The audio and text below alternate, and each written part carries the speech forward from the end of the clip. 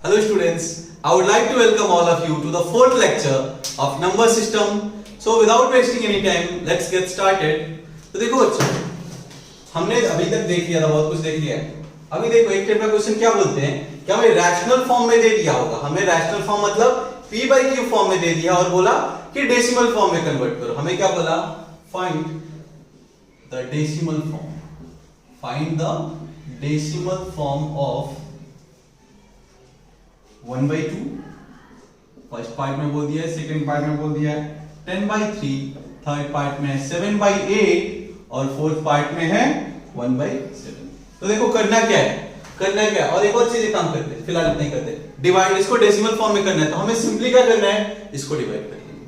Simply क्या कर लेंगे, इसको डिवाइड कर लेंगे। मतलब डिनोमिनेटर से क्या डिवाइड किया तो हम लोग पता चला कि सर 1 छोटा है, मतलब यहाँ पे एक पॉइंट लेना पड़ेगा, तो यहाँ पे 0 हो गया, 2 5 10। तो ये किसके 1/2 का वैल्यू किसके बराबर है? डेसिमल फॉर्म में बात करें तो कितना होगा?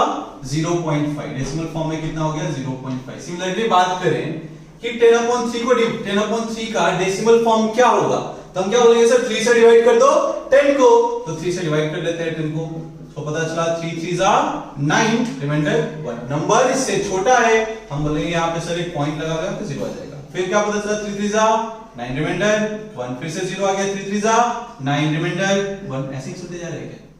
तो पता चला सर ये 3 तो रुक ही नहीं रहा है, ये 3.3333 चला जा रहा है। मतलब ये कितना है? दैट इज इक्विवेलेंट टू कितना है? 10/3 इज इक्विवेलेंट टू 3.3 बार। ये रिपीट हो रहा है ना बच्चों, बार बार ये तो रिपीट हो रहा है 3 3 3 3। तो इसलिए क्या किया हमने, उसके ऊपर रिकरिंग या फिर बार रिप्रेजेंट कर दिया। ठीक है, ये सेकंड पार्ट रहा कि 10/3 का डेसिमल फॉर्म कितना है? 3.3 बार। वैसे ही देखो थर्ड पार्ट को देखो ये बहुत इजी चीजें लग रही हैं, बट इससे कुछ कंक्लूजन निकालेंगे हम। 7/8 डिवाइड करना है तो हम क्या बोलेंगे सर डिनोमिनेटर से डिवाइड कर दो न्यूमरेटर को।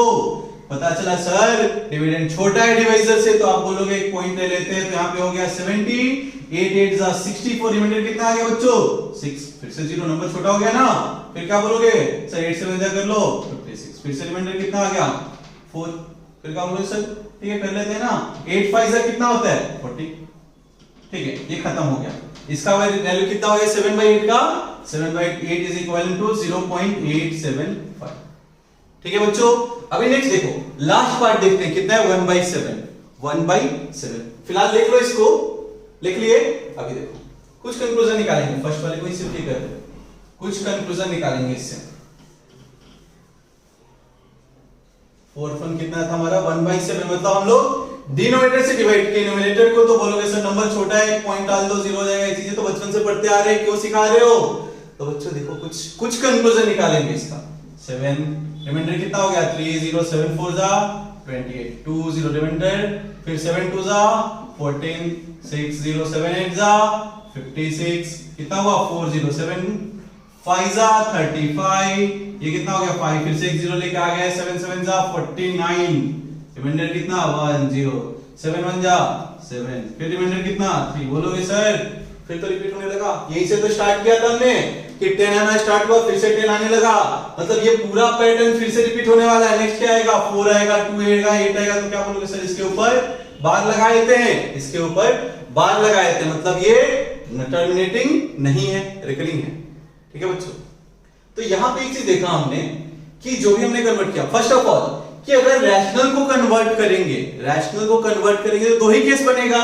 अगर हम रैशनल को कन्वर्ट कर रहे हैं, रैशनल इन द सेंस क्या बोल रहे हैं बच्चों p/q, तो दो ही फॉर्म बनेंगे, या तो क्या होगा टर्मिनेटिंग, या तो क्या होने वाला है टर्मिनेटिंग, या फिर क्या हो सकता है नॉन टर्मिनेटिंग बट रिकरिंग, या फिर रिपीटिंग। वही होगा क्या बच्चों, नॉन टर्मिनेटिंग बट रिपीटिंग, यही होगा ना। क्योंकि अगर तीसरी केस की बात करें कि नॉन टर्मिनेटिंग नॉन रिपीटिंग, मतलब इरेशनल हो जाएगा, लेकिन हमें p/q फॉर्म में दे दिया है तो पहले ही पता है कि हाँ सर ये तो रैशनल ही होगा, ये तो रैशनल ही होगा।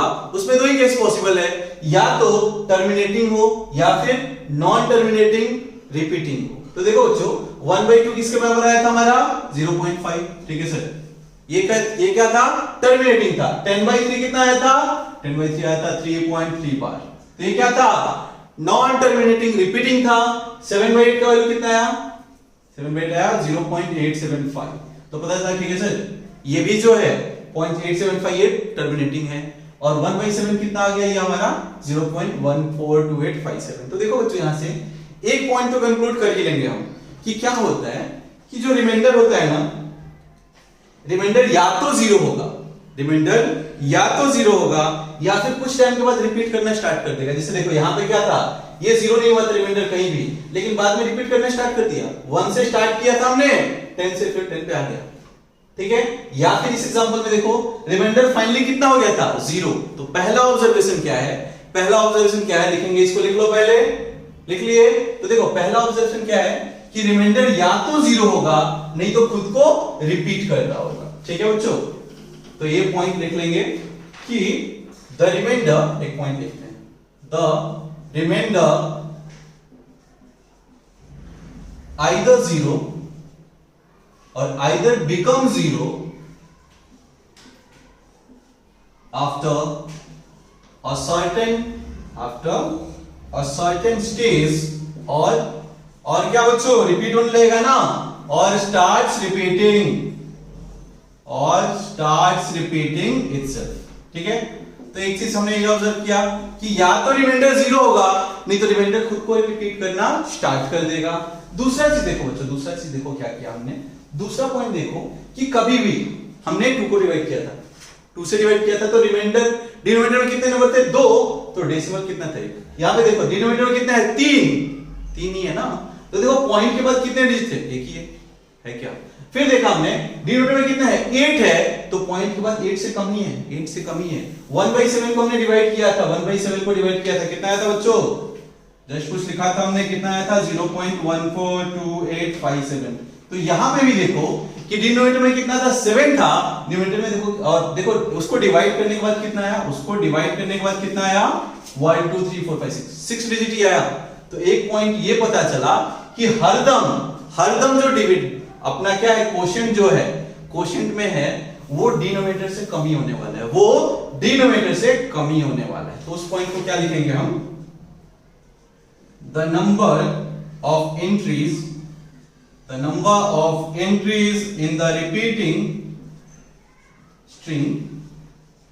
the repeating string of remainder is less than the divisor, तो ये बच्चों देखो इस टाइप के क्वेश्चन पे 1 मार्क्स के लिए पूछ लेंगे आपको, 1 मार्क्स के लिए पूछ लेंगे क्या कि 1/7 को डिवाइड कर रहे हैं विदाउट एक्चुअली डिवाइडिंग, बताओ मैक्सिमम कितने डिवाइजर्स में डिजिट हो सकते हैं। तो हम क्या बोलेंगे, सर डिनोमिनेटर्स में तो छोटा ही होगा, डिनोमिनेटर मतलब 7 से छोटा ही होगा। यहां पे बात करते हैं सर 8 से तो छोटा ही होगा, 3 से छोटा ही होगा, 2 से छोटा ही होगा, मतलब 2 डिजिट की बात चल रही है बच्चों, 2 डिजिट की बात चल रही है। जैसे यहां पे हमने क्या बोला, 8 डिजिट से कम का होगा, कितने डिजिट का था बच्चों, 6 डिजिट का था। तो ये पॉइंट ये भी इंपॉर्टेंट है, 1 मार्क्स के लिए डायरेक्टली क्वेश्चन पूछ लेंगे, ठीक है बच्चों। अब लिख लो, इसके ऊपर क्वेश्चन देखते हैं, इसको लिख लो जल्दी से, इस पॉइंट को, दोनों पॉइंट लिख लिए, चलो वेरी गुड। नेक्स्ट चीज देखो, हमें बोल दिया है, अपने एक्सरसाइज से कुछ क्वेश्चंस उठा लेते हैं। पहला क्वेश्चन बोल दिया है, राइट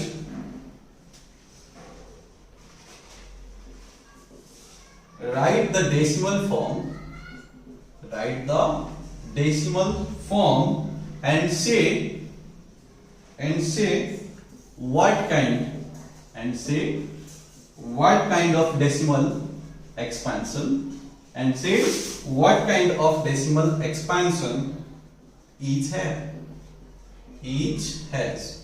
ठीक है बच्चों, हमें दे दिया है 3-4 क्वेश्चन और बोला है किस टाइप का एक्सपेंशन है, किस टाइप का एक्सपेंशन मतलब बोल सकते हो क्या बच्चों, क्या क्या हो सकता है, पॉसिबिलिटी बताओ, बिना कुछ सॉल्व नहीं करना है, पॉसिबिलिटी बताएंगे। तो देखो बच्चों, हमें दे रखा है क्या, सर ये तो p/q फॉर्म है ना, तो रैशनल फॉर्म में है, तो इसका डेसिमल फॉर्म 2 ही हो सकता है, या तो टर्मिनेटिंग हो या फिर नॉन टर्मिनेटिंग रिपीटिंग हो, यही हो सकता है ना।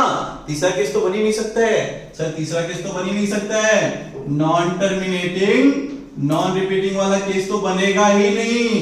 क्यों नहीं बनेगा बच्चों, क्योंकि ये तो क्या हो जाता है, ये इरैशनल हो जाता है, ये जो होता है ये इरैशनल नंबर हो जाता है। लेकिन हमें क्या दे रखा है, रैशनल है, तो रैशनल को कन्वर्ट करोगे तो हरदम रैशनल ही रहेगा ना। तो इसके लिए बोला कि क्या हो सकता है, तो हमें पता है सर ठीक है, अभी दो ही करना है, दो ही में से कुछ हो सकता है, या तो टर्मिनेटिंग होगा नहीं तो रिपीटिंग होगा, नॉन टर्मिनेटिंग रिपीटिंग होगा। तो देखो एक्चुअली कैसे पता करना है, सेम जैसे डिवाइड किया था, 100 से डिवाइड किया किसको, 36 को। ठीक है बच्चों, तो बोलोगे सर नंबर तो छोटा है ना, तो हम बोलेंगे चलो कोई बात नहीं, पॉइंट बिठा लो।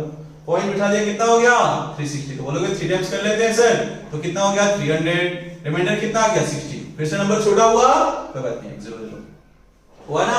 तो देखो 10 6 जा 600, 100 6 जा 600, कैंसिल आउट ना, तो रिमाइंडर 0 हो गया। तो पता चला हमें 36/100 that is equivalent to what, 0.36। तो आप क्या बोलोगे, हाँ सर ये 2 पॉइंट के बाद टर्मिनेट हो गया, तो ये क्या है, टर्मिनेटिंग। ये कौन सा डेसिमल है, टर्मिनेटिंग। क्लियर है बच्चों, ये हो गया अपना टर्मिनेटिंग। सेकंड पार्ट देखो, सेकंड पार्ट भी सेम ही है, सेम ही है ना, इसको भी क्या करना है, डिवाइड करना है। तो डिवाइड कर लो, डिनोमिनेटर से क्या किया, न्यूमरेटर को डिवाइड। तो देखो बोलोगे सर नंबर छोटा है, ये क्यों पढ़ा रहे हो हमें, ये तो हम लोग 7 8 9 से ही पढ़ते आ रहे हैं। कोई बात नहीं, फिर से देख लेते हैं, तो पता चला सर बोलोगे अभी भी नंबर छोटा है, कोई नहीं, एक और 0 डाल लो, तो कितना हो गया 100। अभी डिवाइड करो, 11 9 जा 99, रिमाइंडर कितना 1। बोलोगे सर नंबर छोटा है, 0 बिठा लो, 0 बिठा लेना। फिर बोलोगे नहीं सर अभी भी नंबर छोटा है, एक और 0 ले लो, ले क्या, एक और 0 ले लोगे तो कितना हो जाने वाला है 11। फिर से बोलोगे सर 9 टाइम्स में कर लेते तो कितना हो गया 99, रिमाइंडर कितना होगा। तो बोलोगे सर कुछ टाइम के बाद रिमाइंडर जो है रिपीट होने लगा है, कुछ टाइम के बाद रिमाइंडर रिपीट होने लगा है, मतलब क्या करने वाले हैं सर, इस पे बार लगा दो ना, 09 09 09 बार बार रिपीट हो रहा है, तो हम क्या बोल देंगे 1/11 इज इक्वल टू 0.09 बार। यही है ना बच्चों। तो ये कौन सा फॉर्म है, ये कौन सा फॉर्म है, बोलोगे सर ये टर्मिनेट तो नहीं हो रहा बट रिपीट हो रहा है, तो क्या बोलोगे टर्मिनेटिंग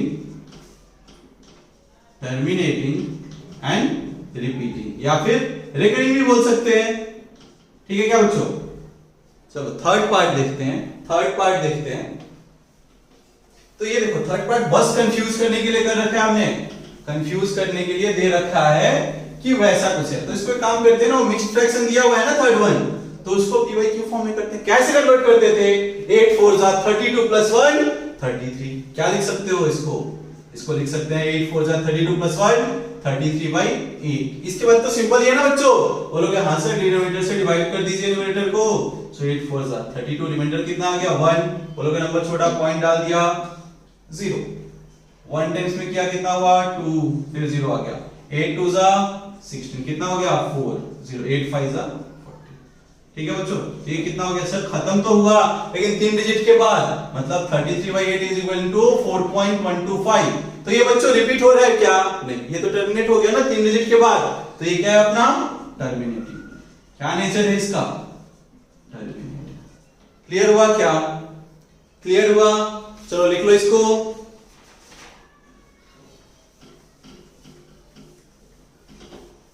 चलो एक बहुत ही इजी सा क्वेश्चन करते हैं, बहुत ही इजी सा, आपको लगेगा कि पूछा ही क्यों है ऐसा क्वेश्चन। तो देखो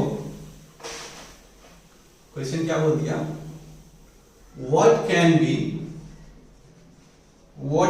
be the maximum number, what can be the maximum number of digits, जिसको लिखना नहीं होगा एनसीईआरटी का क्वेश्चन है। ठीक है बच्चों, maximum number of digits be in the repeating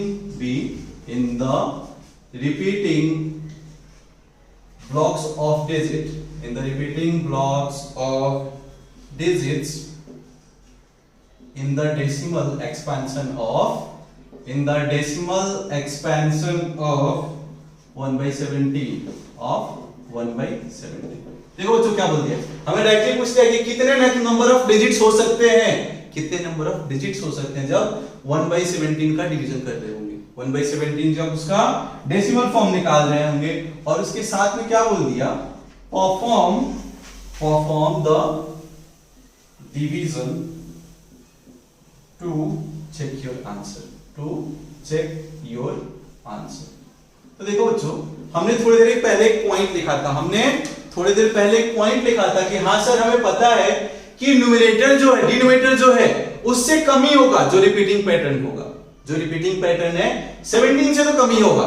और पूछा क्या है मैक्सिमम, मतलब 17 से जस्ट कम होना चाहिए तो कोई 16.5 नहीं बोलेगा, कोई 16.5 नहीं बोलेगा, क्योंकि 2.83 ये सब डिजिट चलते हैं ना, एक डिजिट होगा या फिर दो डिजिट होगा, नहीं तो तीन डिजिट होगा, 3.5 नहीं होगा ना, 3.5 नहीं होगा।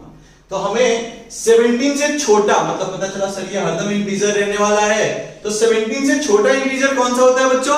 16। तो डायरेक्टली आप आंसर क्या बोल सकते थे सर? आंसर कितने हो जाएंगे? मैक्सिमम नंबर ऑफ, क्या बोलोगे sir? Maximum number of digits कितने हो जाएंगे? Is equal to 16। ये तो डायरेक्टली 1 मार्क्स के लिए पूछा था, तो इतने ही बोल देते सर, ठीक है 17 से कम चाहिए और मैक्सिमम बोला है, मतलब 16 हो सकता है, ठीक है। अब करेंगे सेकंड पार्ट, क्या बोला है? Perform the division. अब डिवीजन करते हैं, चलो देखो, थोड़ा लंबा जाएगा बट डिवाइड करते हैं। तो क्या बोलोगे सर? नंबर छोटा है, पॉइंट डाल लो, पॉइंट डाल दिया, फिर बोलोगे 0 है। अभी भी काम नहीं बना, एक और 0 डाल लेते हैं। तो 17 से कितने टाइम्स में हो गया? 5 टाइम्स में 85। रिमाइंडर कितना बच गया बच्चों? 15। फिर से 0 डाल लो, फिर से 0 डाल दिया, तो 17 से कितने टाइम्स में हो गया? 8 टाइम्स में कितना हो गया? 136। कितना रिमाइंडर आ गया? 14, 0। फिर क्या बोलोगे सर? एक काम करते हैं ना, फिर से 8 टाइम कर लो, फिर से 8 टाइम कर लिया, 136। रिमाइंडर कितना आ गया बच्चों? 4, 0। तो क्या बोलोगे? 17 2 जा 34। रिमाइंडर कितना आ गया? 6, 0। 17 3 जा 51। रिमाइंडर फिर से 9। फिर से बोलोगे सर 0 डाल देते हैं। 17 से 5 टाइम्स में कर लो, कितना हो गया? 85। 85 हुआ ना, रिमाइंडर कितना है? 5। फिर एक काम करते हैं बच्चों, इस साइड लेके आते हैं, इस साइड लेके आते हैं। तो 5 था, नंबर छोटा है, मतलब एक 0 आ जाएगा क्या? एक 0 आ जाएगा ना। तो देखो 50। अब इसको डिवाइड कर रहे हैं, 17 से डिवाइड कर रहे हैं, तो देखो 17 2 जा 34।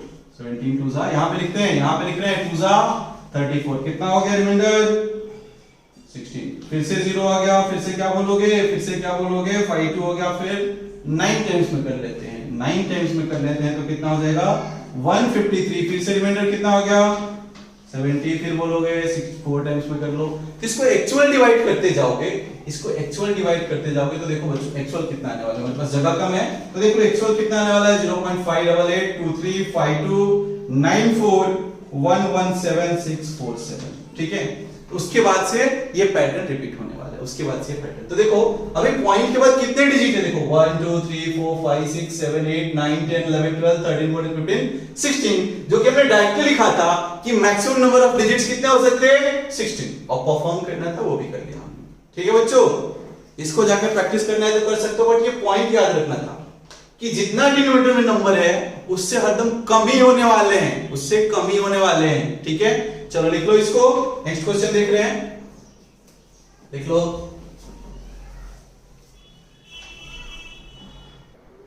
ठीक है बच्चों, नेक्स्ट क्वेश्चन देखो, find any rational number between 1/7 and 2/7। तो बोलोगे सर आपने ही तो बोला था कि दोनों को अंडर रूट के अंदर डाल के मल्टीप्लाई कर लिया करो। एक मेथड क्या बोला था सर आपने क्या बोला था? 1/7 और 2/7 के बीच में चाहिए ना, तो अंडर रूट के अंदर 1a into b। याद है क्या बच्चों?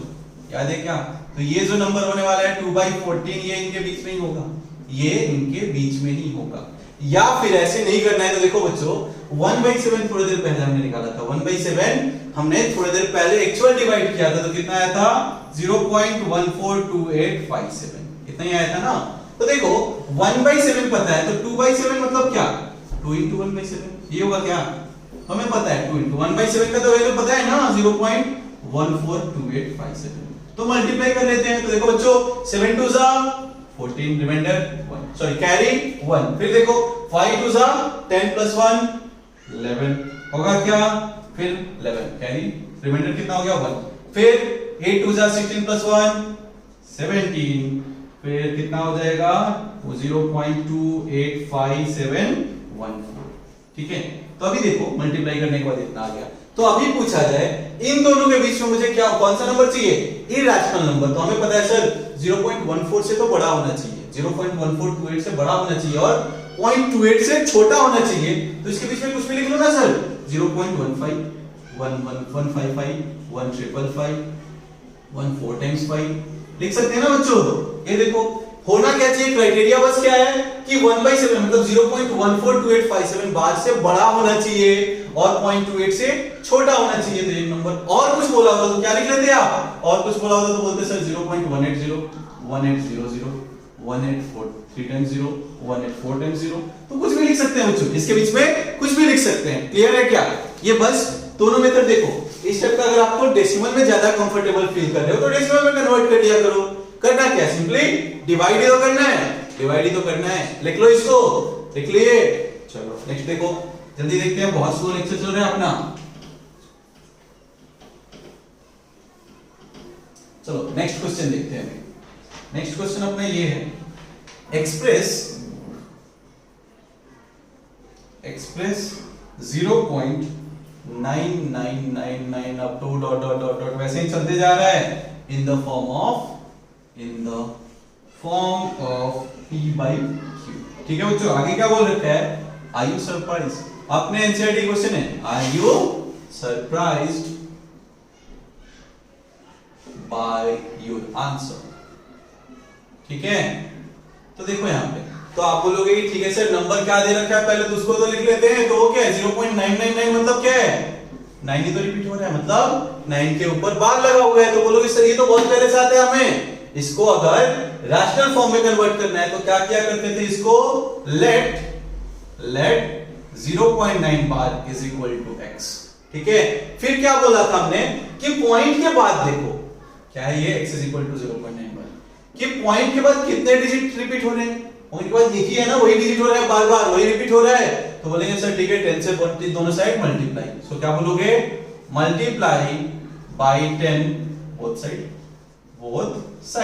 तो देखो बच्चों 10 into x कितना हो जाएगा, 10 into x कितना हो जाने वाला is equal to 0.9 bar into 10। तो देखो 10 into x 10x हो जाएगा, और 0.9 किसके बराबर था, 99.99 था ना, तो 10 से मल्टीप्लाई किया तो एक पॉइंट राइट साइड शिफ्ट, तो वो कितना हो जाएगा 9.9 बार। तो इसको बोल दिया था फर्स्ट इक्वेशन, इसको बोलते थे हम लोग सेकंड इक्वेशन। करना क्या होता था, सेकंड में से फर्स्ट को माइनस कर लो। तो देखो 10x - x is equal to ये कितना है 9.9 बार, माइनस ये कितना है 0.9 बार। तो देखो बच्चों 10x - x 9x is equal to ये कितना हो गया 0.9 बार से 0.9 बार कैंसिल आउट, ये 9 हो गया, तो x इज इक्वल टू कितना आ गया 9/9, मतलब कितना मिल गया बच्चों 1। देखो लेकिन x हमने क्या माना था, x हमने माना था 0.999, लेकिन एक्चुअल कितना आया 1 आया।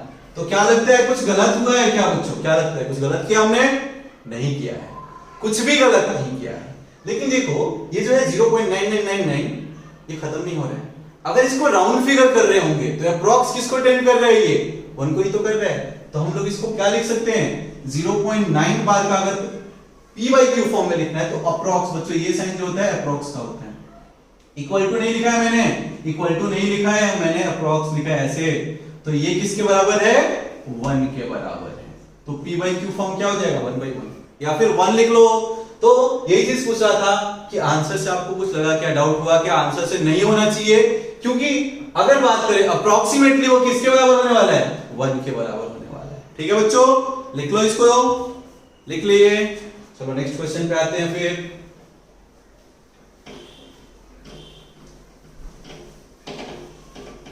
चलो नेक्स्ट क्वेश्चन देखो, ये भी कुछ ठीक है फिलहाल के लिए, ठीक है देख लो क्वेश्चन, थोड़ा सा इंटरेस्टिंग लगेगा, बट बाकी चीजें इसकी 11th में 10th में समझ में आने वाली है। क्या बोला है, look at several examples of rational number बच्चों नेक्स्ट टाइम से रैशनल नंबर को हम Rn से रिप्रेजेंट कर लेंगे, ठीक है, R कैपिटल R कैपिटल है, ठीक है। So look at several examples of rational number in the form of p by q, in the form of p by q। एक और चीज बच्चों q not equal to 0 याद होगा, क्यों नहीं बोलते थे हम लोग। और चीज क्या बोले, where p and q are integers with no common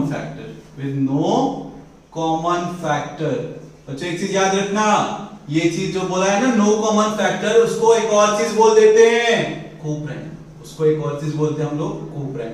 तो कभी कोप्राइम लिख दिया तो कंफ्यूज नहीं होना है, मतलब p and q के कोई कॉमन फैक्टर नहीं है, मतलब दोनों एक दूसरे के लिए क्या है कोप्राइम है। तो देखो क्वेश्चन ही देखते हैं, where p and q are coprime other than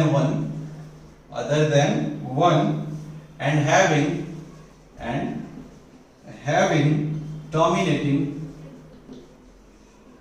terminating decimal representation, terminating decimal representation. ठीक है बच्चों, अभी आगे क्या बोल दिया, आगे बोल दिया can you guess what probably what property Q must satisfy, बहुत लंबा क्वेश्चन था, देख के छोड़ना नहीं, बहुत इजी क्वेश्चन है। देखो क्या बोल रखा है कि look at several examples of rational number in the form of p by q। जो भी p by q का फॉर्म के फॉर्म में तो ले लेते हैं, कुछ भी एग्जांपल ले लेते हैं ना p by q वाले। क्या ले ले बच्चों 3 by 4, और क्या ले ले 5 by 2, और क्या ले ले 2 by 5, 2 by 5। ठीक है, क्या बोला है विद नो कॉमन फैक्टर। इसमें कुछ एक और एग्जांपल ले लेते हैं। बोल दिया मैंने 15 अपॉन क्या ले ले बच्चों, काम करो इसको, ओके 15 अपॉन 10 लिख लिया, और कितना लिख सकते हो 10 लिख लो, चलो तो बात नहीं 10 लिख लिए। अब इसके बाद से क्या बोला है कि विद नो कॉमन फैक्टर, लेकिन देखो यहाँ पे और 1 के अलावा कोई कॉमन फैक्टर नहीं होना चाहिए। तो हमें देखना है कि वो टर्मिनेटिंग किस हिसाब से हो रहे हैं। तो देखो 3 by 4 है तो डिवाइड कर लेते हैं ना, 4 से 3 को डिवाइड किया, 0 पॉइंट डाला, 0 4 7 जा 28, रिमाइंडर कितना आ गया 2, 0 4 5 जा 20। ठीक है सर, खत्म हो गया, टर्मिनेटिंग है ये तो देख लिया। देखते हैं बाद में क्या कंडीशन है। दूसरा चीज देखा हमने 5 by 2 मतलब क्या, 2 से डिवाइड किया 5 को, 2 2 जा 4, फिर से रिमाइंडर डाला, पॉइंट डाला, 2 5 जा 10। तो बोलोगे ठीक है सर ये भी तो खत्म हो गया। फिर 2 by 5 को भी चेक कर लो, 2 by 5 को चेक करना है तो क्या बोलोगे 5 से डिवाइड किया 2 को, पॉइंट डाला, ये हो गया 0 5 4 जा 20, ये कितना हो गया 0.4 के अप्रॉक्स। फिर इसको देख लो 15 by 100 को, क्या बोलोगे सर, क्या बोला था यहाँ पे नो कॉमन फैक्टर, लेकिन यहाँ पे कॉमन फैक्टर है दोनों का 5 है ना, तो इसको कॉमन फैक्टर फॉर्म में पहले तो रिड्यूस करते हैं और सिंपलीफाई कर लो। तो 5 2 जा 10, 5 3 जा 15, मतलब ये कितना है 3 by 2। कर लो 2 से डिवाइड कर लो 3 को, 1 टाइम्स में किया, रिमाइंडर 1 आया, पॉइंट डाला 0, 2 5 जा 10। तो एक चीज देखो बच्चों, जितने भी एग्जांपल थे जिसमें डिजिट क्या हो रहा है, जिसमें जो डेसिमल फॉर्म है वो टर्मिनेटिंग हो रहा है, उसमें डिनोमिनेटर में 2 है। ये 4 क्या है बच्चों, 4 क्या लिखा हुआ है, ये जो 3 by 4 लिखा हुआ था वो यही तो लिखा है 3 2 की पावर 2। ये क्या लिखा हुआ है 2 है, 5 है, यहां पे भी कितना था 2 था। तो जो भी ये 10th में बहुत अच्छे से समझ में आएगा, बट फिलहाल के लिए इतना याद रखो जिसके भी पहले सिंपलेस्ट फॉर्म में होना चाहिए, मतलब कोप्राइम होने चाहिए, दोनों में कुछ भी कॉमन नहीं हुआ तो डिनोमिनेटर में तो क्या लिखना है 8। कंडीशन देखो बच्चों, कंडीशन क्या बोला है कि क्या प्रॉपर्टीज होनी चाहिए, तो Q must have factors as 2 की पावर समथिंग एंड 5 की पावर समथिंग। ठीक है बच्चों, मतलब 2 की पावर कुछ होनी चाहिए, m मतलब कुछ भी, इंटीजर की बात चल रही है। m क्या बोला है, m is a non negative integer. चलो इस पॉइंट को फिर से बोल रहा हूं, देखो क्या बोल दिया है कि अगर कोई सा भी नंबर टर्मिनेटिंग होगा, मतलब जो डिनोमिनेटर है, जो p by q जो डिनोमिनेटर है उसके पास फैक्टर 2 की पावर m और 5 की पावर n होनी चाहिए, जिसमें से m क्या बोला है नॉन नेगेटिव इंटीजर, मतलब 0 1 2 3 कुछ होना चाहिए।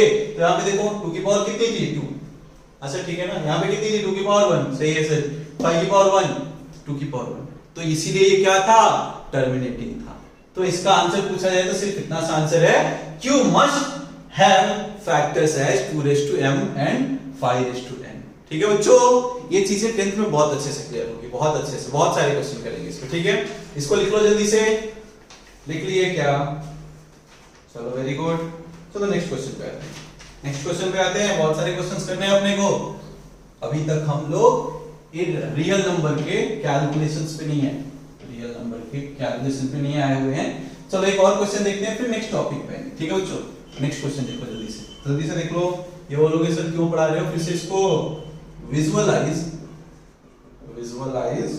4.26 bar on the number line up to 4 decimal places। ठीक है बच्चों, मतलब 4 डेसिमल चाहिए, मतलब क्या बोले 4.2626। हमें इसी का रिप्रेजेंटेशन करना है ना, पॉइंट के बाद कितने चाहिए 4 डिजिट, तो देखो हमें पता है, नंबर लाइन पता है ना बच्चों, हमें मार्किंग का आता है बहुत अच्छे से, 1 2 3 4 5। तो हमें पता है 4.26 जो है वो 4 से बड़ा है ना, और 5 से छोटा है, मतलब हो ना हो इन दोनों के बीच में होगा। क्लियर है क्या बच्चों? तो क्या बोलोगे? चलो ठीक है, इन दोनों के बीच में होगा ना, तो एक काम करते हैं, इधर से स्टार्ट करते हैं, एक स्केल लेते हैं, ठीक है, और यहां से स्टार्ट किया, ये बोल दिया 4, ठीक है, नेक्स्ट हो गया 4.1 4.2 4.3, इक्वल इक्वल डिवीजन करना है बच्चों, एक एक यूनिट का कर रहा हूं मैं, 0.1 का 4.3 4.4 4.5 4.6 4.7 4.8 4.9 और ये जो हो गया ये कितना है 5। तो देखो बच्चों नेक्स्ट चीज कि अभी पता चला 4.26 जो है 4.2 से तो बड़ा होगा और 4.3 से छोटा होगा, मतलब इन दोनों के बीच में होगा। देखो 4.26 जो है नहीं पता चला तो देखो 4.2 का मतलब क्या होता है बच्चों, पॉइंट के बाद जो लास्ट डिजिट है उसको कितना भी जीरो डाल दो फर्क नहीं पड़ता, 4.2 लिखो या फिर 4.20 लिखो या फिर 200 जितने जीरो डाल दो फर्क नहीं पड़ता है। तो देखो यहाँ पे यहां से कंपेयर करो भाई, 4.26 जो है 4.20 से बड़ा होगा ना, इसलिए तो हमने बोला 4.2 से बड़ा होगा और 4.3 से छोटा होगा। फिर से देखा हमने, ठीक है सर यहां तक तो हुआ, अभी इसके बीच का एक स्केल लेना पड़ेगा, हमें इन दोनों के बीच का एक स्केल लेना पड़ेगा, तो फिर से एक स्केल लेते हैं। चलो फिर से हमने नंबर लाइन पे बना दिया, ये कहां से स्टार्ट हो रहा है, ये कहां से स्टार्ट हो रहा है 4.20 से बच्चों, 4.20 से। हम लोग ऐसा सपोज करो ना जूम करके देख रहे हैं और जूम कर रहे हैं और जूम कर रहे हैं, तो देखो 4.20 ये कितना होगा 4.21, ये कितना होने वाला है 4.22 4.33 4.44, बच्चों ऊपर लिख रहा हूं मैं 4.45 4.46, बहुत कंफ्यूजिंग हो जाता नहीं तो। नेक्स्ट देखो 4.47 4.48 4.49 और ये 4.3, ये होगा ना। एक्सेल सॉरी बच्चों 4.21 22 23 है, ये 24 है 25 26 27 28 29, बाद में क्या होगा 4.30। तो अभी फिर से देखो बच्चों कि आप क्या बोलोगे सर 4.26, मतलब 4.26 तो ये पॉइंट है ना, और 4.262 है, मतलब इससे तो बड़ा होगा, 4.26 से बड़ा होने वाला है, 4.26 से बड़ा होने वाला है, 4.27 से छोटा होने वाला है। चलो ठीक है सर फिर से करते हैं, ये कहां से स्टार्ट होगा बच्चों 4.260 से, और हम जूम ही तो कर रहे हैं, ये कितना है 4.260। नेक्स्ट चीज देखो ये कितना होगा 4.261 4.262 4.263, ऐसे ही लिखते चलेंगे बच्चों, 264 265 267, हमारे पास ग्राफ होता तो काफी अच्छे से हो जाता। 4.268 4.269 और ये 4.27, ठीक है बच्चों। अभी देखो हमारा जो नंबर है 4.2626 4.262 262 कहां है 262, इससे तो बड़ा होगा और 263 से छोटा होगा, मतलब क्या करना पड़ेगा, एक और बार जूम करना पड़ेगा, एक और बार इसका सक्सेसिव फिगर लेना पड़ेगा, मतलब 4.26 से तो बड़ा होगा 4.262 से बड़ा होगा और 4.263 से छोटा होगा। लास्ट देख लो बच्चों, लास्ट देख लो, जगह नहीं है तो एक इधर स्केल बनाते हैं, इधर स्केल बनाते हैं जिसका स्टार्टिंग किससे होगा 4.262 4.2620 डाल लो। नेक्स्ट कितना होगा 4.2621 4.2622 4.2623 4.2624, ऐसे ही चलेगा क्या 4.2625 4.2626 ऐसे ही चलेगा। तो आप बोलोगे फाइनली हाँ सर ये वाला जो पॉइंट है यही अपना नंबर होने वाला है, ये कितना होगा 4.26 बार। पता चला बच्चों इसमें करना कुछ नहीं है, हर बार जूम करना है, हर बार इसको सक्सेसिव फिगर लेना है, देखना है बस आपको कि 4.26 से क्या पता चला 4 से तो बड़ा है और 5 से छोटा है। फिर क्या देखा हमने छोटे छोटे पॉइंट्स कर दिए, मतलब पॉइंट में चले गए 4.1 से 4.10 तक है। फिर क्या बोले सर इसके बीच में होगा, सेम ऐसे ही करना है, लिख लो इसको। ये देख के ऐसे लग रहा है बच्चों, एक बार ट्राई करो, बहुत इजी है, बहुत ही इजी है, देख लिए। अब आते हैं मेन मुद्दे की बात पे, अब आते हैं मुद्दे की बात पे कि ऑपरेशंस ऑफ रियल नंबर, कि ठीक है सर अभी इतना तो कुछ कर लिया कि रियल नंबर होता क्या है, कितने टाइप के होते हैं वो सब देख लिया, लेकिन अभी ऑपरेशंस भी तो कुछ होते होंगे उनमें, तो वही चीज देखने वाले हैं हम लोग, क्या ऑपरेशंस ऑन रियल नंबर। तो देखो बच्चों, हमें पता है रियल नंबर कौन कौन से होते हैं, रियल नंबर कौन कौन से होते हैं, या तो इंटीजर होगा, या तो इंटीजर होगा, या फिर क्या होने वाला है, रैशनल होगा, या फिर रैशनल नंबर होगा। एक काम करेंगे, शॉर्ट में बोला था आधे से रिप्रेजेंट करते हैं, या फिर क्या होगा बच्चों, इरेशनल होगा, इरेशनल होगा। यही होता है ना, यही होता है ना, बोलो। ठीक है, तो पता चला। ठीक है सर, तीनों पता है, या तो इंटीजर होगा, रैशनल होगा, नहीं तो इरेशनल होगा। ऑपरेशंस की बात चल रही है, मतलब अरिथमेटिक ऑपरेशन की बात चल रही है। अरिथमेटिक मतलब एडिशन, सब्सट्रैक्शन सिखा है ना हमने। तो देखो, तो पहला वाला तो हमें बहुत पहले से आता है। पहला वाला बोलोगे सर ये तो हम तब से करते आ रहे हैं। इंटीजर का, इंटीजर के लिए बात करें हम, इंटीजर का एडिशन आता है क्या बच्चों, एडिशन आता है क्या? 2 + 2 कितना होता है, बोलोगे सर क्या मजाक कर रहे हो क्या? 2 + 8 कितना होता है, बोलोगे सर 10 होता है। 2 - 10 8 कितना होता है, बोलोगे सर -6 होता है। क्यों, छोटे वाला नंबर बड़ा है। फिर 2 × 8 कितना हो जाएगा, 16 होगा। 2/8 कितना हो जाएगा, 2 1 जा और ये 1/4। तो बोलोगे सर ये चीजें तो हमें बहुत पहले से आती है, तो इंटीजर तो बताओगे नहीं। इंटीजर का अरिथमेटिक ऑपरेशन हमें बहुत अच्छे से आता है। एक चीज याद रखना बच्चों, इंटीजर को हरदम ऐड करोगे ना, और या फिर सब्सट्रैक्ट करो, मल्टीप्लाई करो, डिवाइड करो, डिवाइड को रहने दो फिलहाल। इन तीनों चीज की बात करो, किस चीज की, एडिशन की, फिर सब्सट्रैक्शन की और मल्टीप्लिकेशन की, तो हरदम मिलने वाला है क्या, हमें इंटीजर ही मिलेगा। ठीक है बच्चों, इंटीजर को कभी भी ऐड करो, सब्सट्रैक्ट करो, मल्टीप्लाई करो, मिलने वाला क्या है, इंटीजर है। हाँ, अगर इंटीजर को डिवाइड कर रहे हो तो इसका पता नहीं, बट ये हरदम रैशनल जरूर होगा, ये हरदम रैशनल जरूर होगा। ठीक है बच्चों, तो ये चीज तो आपको बहुत अच्छे से आती थी, ये चीज आपको बहुत अच्छे से आती थी। नेक्स्ट चीज देखते हैं, रैशनल नंबर का एडिशन। बोलोगे सर ये भी आता है हमें तो ये भी आता है रैशनल नंबर, तो ये बहुत अच्छे से आता है। 1/2 + 1/8। तो कैसे क्या करते थे सर, दोनों का डिनोमिनेटर का एलसीएम निकाल लो। 2 और 8 का एलसीएम कितना होता है सर, 8 होता है। कैसे निकालते थे, याद है क्या, कैसे निकालते थे? 2 और 8 का एलसीएम बोलोगे सर, ठीक है। 2 से क्या, 2 1 जा 2 4 जा, बस खत्म ना। 4 2 जा 8, 4 2 जा 8, यही हो गया हमारा एलसीएम, ये होगा ना। तो देखो 2 से डिवाइड कर, 2 4 जा 8, 4 × 1 4 + 1 कितना हो गया बच्चों, 5/8। ठीक है सर, एडिशन तो आता है, सब्सट्रैक्शन भी देख लेते हैं, सब्सट्रैक्शन भी देख लेते हैं। तो देखो 1/2 - 1/8 कितना होगा, 8 तो एलसीएम होगा, 4 2 जा 8, तो 4 - 1 कितना होगा, ये 3/8। मल्टीप्लाई भी करके देखो, 1/2 × 1/8, तो क्या ऊपर डिनोमिनेटर मल्टीप्लाई 1/60, वैसे ही 1/2 डिवाइड कर लो 1/8। तो देखो बच्चों, ये याद है क्या क्या हुआ करता था, ये क्या हुआ करता था, ये किसके इक्विवेलेंट है, 8/2 के। मतलब ये कितना हो गया, 4। ये हुआ क्या, तो एक चीज देखो, यहां पे एक चीज सबसे पहले देखो कि रैशनल नंबर को ऐड किया तो भी रैशनल, सब्सट्रैक्ट किया तो भी रैशनल, मल्टीप्लाई किया तो भी रैशनल, और डिवाइड किया तो भी रैशनल। ठीक है बच्चों, तो ये वो जो है अपना रैशनल नंबर है, इसका प्रॉपर्टी तो कुछ सोचने वाली है नहीं ना, इसको ऐड करने पे वही, इसको क्या बोलते हैं, क्लोजर प्रॉपर्टी। क्लोजर प्रॉपर्टी मतलब क्या, क्लोजर प्रॉपर्टी मतलब कि उसको क्या हो सकता है, उसको ऐड करोगे तो क्या हो सकता है, सब्सट्रैक्ट करोगे तो क्या हो सकता है। तो पता चला सर, इसको ऐड, सब्सट्रैक्ट, मल्टीप्लाई, डिवाइड कुछ भी कर लो, रैशनल ही रहने वाला है। एक चीज बच्चों, इसको लिख लो, एक चीज आपको पता होगा, नहीं पता होगा तो कुछ बच्चों को बहुत कंफ्यूजन होता है। एक चीज देखो, ऐसा कुछ दिया होगा, a/b whole divided by c/d। ठीक है, तो इसमें क्या करते हैं, जो सबसे डिनोमिनेटर में सबसे नीचे वाला होता है वो ऊपर जाता है, सबसे नीचे वाला ऊपर जाता है। मतलब ये किसके बराबर होता है, a × d/bc। ये मेन डिनोमिनेटर देखना है अपने को, ये मेन डिनोमिनेटर देखा है। अभी आपको कोई बोल दे सर a/b/c ऐसे कुछ बोल दिया जाए, तो कैसे करेंगे?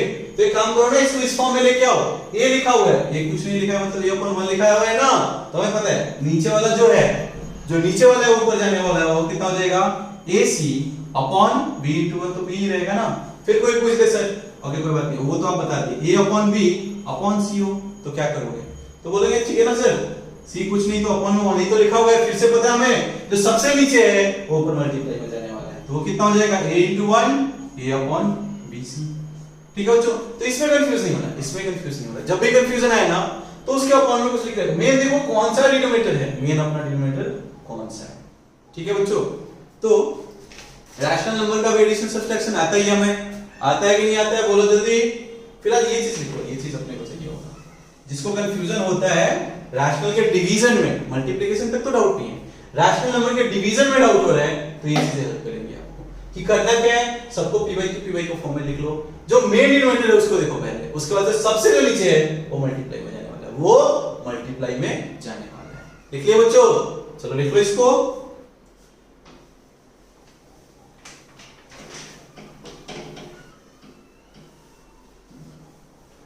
चलो एक आध क्वेश्चन देख लेते हैं, उसके ऊपर कंफ्यूजन ना हो, फिर आएंगे इरेशनल वाली चीजें पे, और कुछ और बोल देते हैं बच्चों इसको, कुछ प्रॉपर्टीज को नाम दिया करते थे। पहले काम करो, डिवाइड करके देख लो।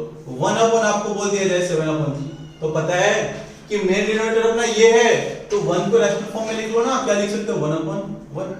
तो हमें पता है जो सबसे नीचे है वो ऊपर मल्टीप्लाई में गया, तो 1 × 3 3/7, ये होगा ना, ये होगा कि नहीं होगा?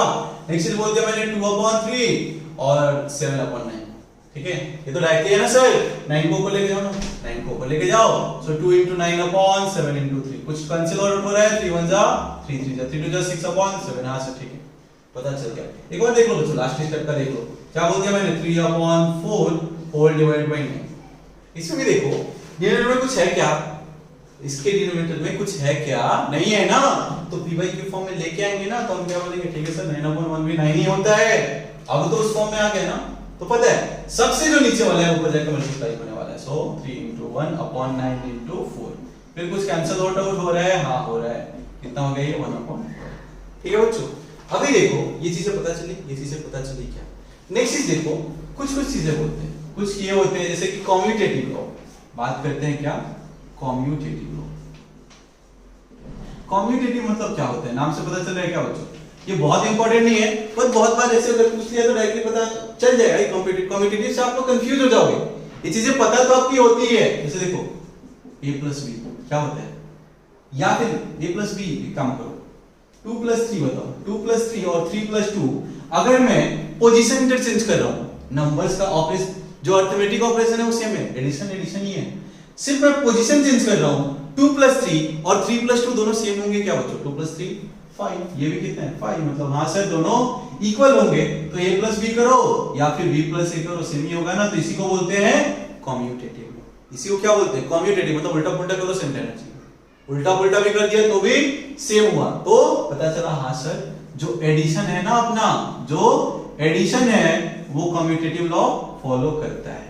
नेक्स्ट चीज बात करते हैं, नेक्स्ट चीज देखो, अगर ऐसा बोलूं मैं a - b और b - a दोनों सेम होगा क्या, सेम होगा क्या, कोई सा एग्जांपल ले लो बच्चों, देखो 5 - 3 और 3 - 5, क्या किया हमने, पोजीशन इंटरचेंज किया, पोजीशन इंटरचेंज किया, 5 - 3 कितना होता है 2, बट 3 - 5 कितना होता है बच्चों, -2, तो क्या दोनों सेम है, नहीं सर दोनों सेम नहीं है, तो क्या बोलोगे, नॉट इक्वल, नॉट इक्वल, ये पता चल रहा है क्या, a - b और b - a इक्वल नहीं होंगे, मतलब ये कम्यूटेटिव लॉ फॉलो नहीं करता है, ठीक है। नेक्स्ट चीज देखो, अगर मल्टीप्लाई करना हो a × b करो या फिर b × a करो, ये करके देख लेते हैं, एग्जांपल के साथ देखते हैं, एग्जांपल के साथ देखते हैं, देखो 2 × 3 या फिर 3 × 2 कितना होता है, 2 3 जा 6, 3 2 जा 6, सेम है क्या बच्चों, हां दोनों सेम होता है, तो ये जो मल्टीप्लिकेशन भी जो होता है वो क्या करता है, कम्यूटेटिव लॉ को फॉलो कर रहा होता है, वो कम्यूटेटिव लॉ को फॉलो कर रहा होता है। नेक्स्ट बात करते हैं डिवीजन की, तो देखो